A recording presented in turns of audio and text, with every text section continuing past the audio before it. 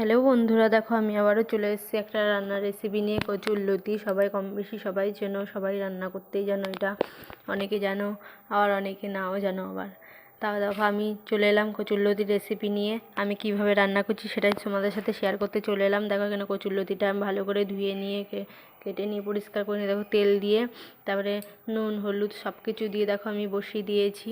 তার এরপরে দেখো আরও কিছুটা তেল দিয়ে দিচ্ছি। আর এখানে চিংড়ি মাছটা নুন হলুদ দিয়ে মাখিয়ে নিয়ে আমি চিংড়ি মাছটা একটু ভেজে নেব। আর এইটা যেহেতু আমি একটু সিদ্ধ করে জলটা ফেলে দেবো। আর দেখো চিংড়ি মাছ কটা আমি এক এক করে ভেজে নিচ্ছি। চিংড়ি মাছ ভাজা হয়ে গেছে, আমি তুলে নিলাম। আবার যে কটা ছিল ভেজে নিয়েছি। আর দেখো কচুরলতিটা দিয়ে আদা জিরে লঙ্কা ধনের গুঁড়ো সব কিছু দিয়ে টমেটো পেস্ট সব কিছু দিয়ে দেখো আমি ভালো করে কষিয়ে নিয়েছিলাম। তা দেখেন এর মধ্যে যেন একটু জল না থাকে সেই পর্যায়ে আমি করে নিয়েছিলাম। তারপর দেখো জল সব টেনে নিয়েছে। তারপরে আমি চিংড়ি মাছ ভাজাটা দিয়ে, তা দেখো আমার কিন্তু এখানে কিন্তু একটু জল নেই, তেল বেরোচ্ছে কিন্তু জল নেই একটু। তা দেখো সব কিছু দিয়ে দেখো ভালো করে কষিয়ে নিয়ে আমার চিংড়ি লতি রেসিপি রেডি। তোমরা বাড়িতে অবশ্যই করে খেও।